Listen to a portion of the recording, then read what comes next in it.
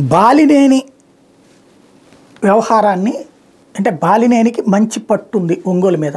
తనని దెబ్బ కొట్టాలి అంటే ఒక ఎమోషన్ క్రియేట్ చేయాలి. వాట్సాప్లు సోషల్ మీడియా ద్వారా బాలినేని అక్కడ డబ్బులు తినేసాడు ఇక్కడ డబ్బులు తినేసాడు అనగానే అర్జెంటుగా రోడ్డు మీదకి వచ్చేసి బోళాగా మాట్లాడేస్తాడు. అది నిరూపించండి అని. లోకల్గా జరగాల్సింది ఆ ప్రచారాన్ని తిప్పికొట్టే ప్రచారం కాకుండా బయటకు వచ్చి ఎప్పటికప్పుడు బోళాగా మాట్లాడి పార్టీని దెబ్బ తీసుకుంటూ వచ్చారు బాలినేని. ఇప్పుడు ఆ బాలినేని మంచి ట్రాప్లోకి లాగారు దామచర్ల. ఎట్లాగా? నిన్న ఈ ఓట్లని అభ్యర్థించడానికి వెళ్ళినప్పుడు ఒక అపార్ట్మెంట్ దగ్గరికి వెళ్ళినప్పుడు వాళ్ళతో పాటు ఒక వాలంటీర్ కూడా వచ్చింది. ఆ అపార్ట్మెంట్లో ఉన్న తెలుగుదేశం నాయకురాలు వాలంటీర్ నువ్వెట్టొస్తావు ఉండు నేను ఫోటో తీస్తానని తీయబోయింది. వెంటనే కొట్టుకున్నారు. ఈ కొట్టుకోవడం నిన్న మళ్ళీ పోలీస్ స్టేషన్లకి వెళ్ళడం, తర్వాత హాస్పిటల్ దగ్గర కొట్టుకోవడం, పొద్దుందాకా కొట్టుకోవడం జరుగుతూనే ఉంది ఇద్దరు కూడా.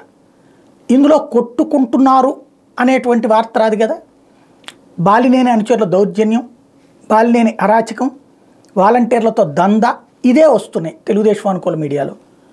దీంతో అదిగో బాలినేని లాంటి అరాచకవాది ఒంగోలుకు అవసరమా? వ్యాపారస్తుల స్వర్గం మంది. ఇప్పటికే బాలినేని మనుషులు అరాచకాలు చేస్తున్నారు. ఇంతకుముందు ఆ సుబ్బారావు లాంటి వాళ్ళు బయటకు వచ్చి చెప్పారు కదా, తన్నినప్పుడు ఆ విజువల్స్ అవన్నీ ఉన్నాయి కదా. ఇప్పుడు అట్లాంటి అరాచకవాదులే బాలినేని వెంటున్నారు. ఇట్లాంటి వాడు అవసరమా అన్నటువంటి పాయింట్తో దామచర్ల జనంలోకి వెళ్తున్నారు. తద్వారా బాలినేనికి ఫుల్ ప్లెడ్జ్డ్ చెక్ పెడుతున్నారు.